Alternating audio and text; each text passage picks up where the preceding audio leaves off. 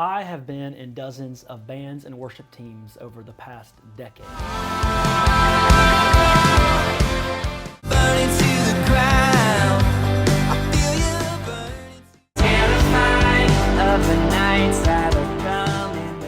And in all of them, regardless of what we played, where we played, what genre of music we played, we ran into the exact same problem. And that problem was time. It was near impossible to get all the people together needed in one room to rehearse consistently to create the type of performance that we really wanted to create. I noticed this the most when a while back some friends and I started a wedding and event band, which means we needed a huge song catalog and it needed to be near perfect in execution. And we did a few rehearsals, and after every rehearsal we would learn maybe 3 songs, and then we'd come back a few weeks later and try to re-rehearse those songs, and we would have forgotten everything. So I started doing the math. I was like, okay, 3 songs of rehearsal and we don't remember them. Goodness, we're not gonna play a gig for a year and a half. And when we do play a gig, it's not gonna be very good. And I realized we needed a better solution. And so that's where I created what I'm affectionately calling the Ableton system. I needed to create a system that could do a few things for me. One, rehearsals needed to be a thing of the past. I think the days of bands getting in rooms for hours at a time is gone in 2026. We needed to be able to show up, locked in, and knock it out of the park. The other thing that was necessary for our band is I needed a way for subs to come in, for other musicians, for the rotation to be able to change, and the consistency not change at all. I think that's very normal in touring bands. I think that's normal in church settings, and it's certainly normal in cover bands, so that was a must. And then I needed the ability for our song catalog to expand and expand and expand and expand and be able to form as we grew and change venue to venue, again, without a lot of rehearsal time or just wasted time at all. And again, I think that's very normal in most band contexts. So I designed the Ableton system that solved all of this for us. I think it can solve it for you, and I'm excited to tell you about it. Let me explain to you exactly how this system works. And from the get-go, it's not the individual parts that matter all that much. It's how they all work together. So let's say your band gets asked to learn a new song. This could be from a bride. This could be from your pastor on a Thursday night, which will never happen, but you have to learn a new song, and let's say you gotta learn it pretty quickly. The first thing we're gonna do is build an Ableton song file for this, and this is where the Ableton template gets started. And the Ableton song file will have a track marking every section of the song. We'll have guide keys for that song. We'll have all of our lighting for that song, everything we need. And within the Ableton song file, we will decide the song arrangement.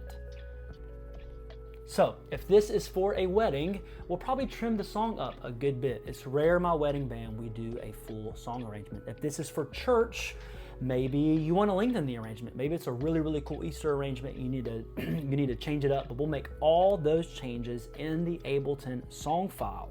From there, let's come down here, we will be able to build the song resources. This is going to include a chart, a chord chart, or a sheet music, whatever you like to use. This will also include audio files.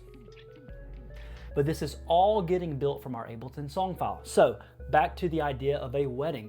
If it's pretty typical for us in wedding songs to cut the bridges of the songs. Well, we'll bounce audio files from our Ableton song file so that our audio files, the band's learning, the musicians are using to learn the songs, it doesn't have a bridge either. We will use the Ableton song file to make our chord chart. So if it's a special Easter arrangement with a crazy cool intro, the chord chart will match that exactly. And then we take all this to a gig and we build an Ableton set list using the template we made, so that everything the band heard and practiced to through the Ableton song file, through the resources, is exactly what they're hearing live and in person. So this is how the Ableton system works. Let me peel back the curtain and show you exactly what's in this Ableton song file. So here's a file I built for a very popular artist, Ella Langley, for our event band. When you open it up in Ableton, you can see that each section is named here, count in, intro. You can see, if I zoom out, the whole song is laid out. Also with the song is the click track we will use There's tempo mapping the song. So if I pull up our tempo automation, you'll see the song actually slows down quite a bit at the end. There's a retardando on that. That's already built in. Our lighting's built in. We have guide cues for every song. For this one, I chose to record audio. I'll get to that in a minute. Our lighting's here, and then all of our stems are here. And then last but not least, our original track is in here as well. So when we hit play, it sounds like this. Choosing Texas, intro, ready, go.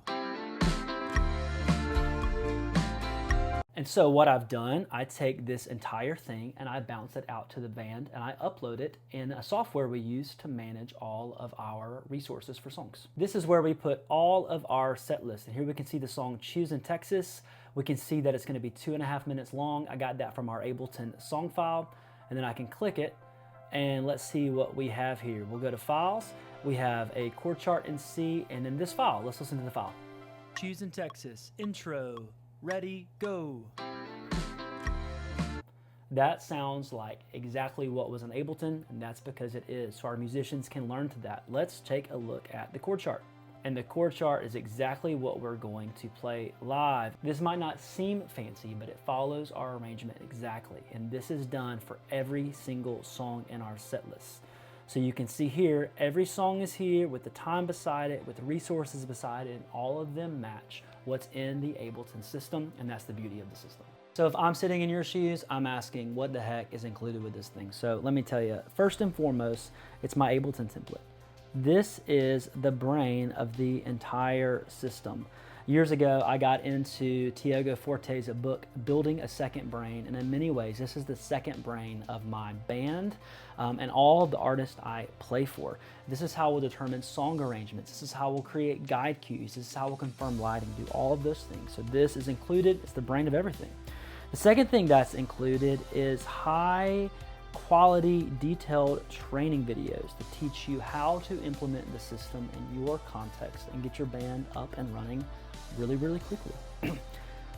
The next thing that's included is what I call our resource management system. So I'll tell you the exact tools we use and then also give you principles on how to apply that to any tool to help you manage your band, your resources, and to get everything that you need going. So if you're trying to build a band or a worship ministry that's not dependent on 1 or 2 people and not dependent on 4-hour, 6-hour, 8-hour long rehearsals just to learn a few songs that you're definitely going to forget, then I built the perfect system. I know because I use it all the time to help improve your band, help improve your team, and ultimately help you play with confidence and have fun doing it. I'll put all the links for everything in the description below.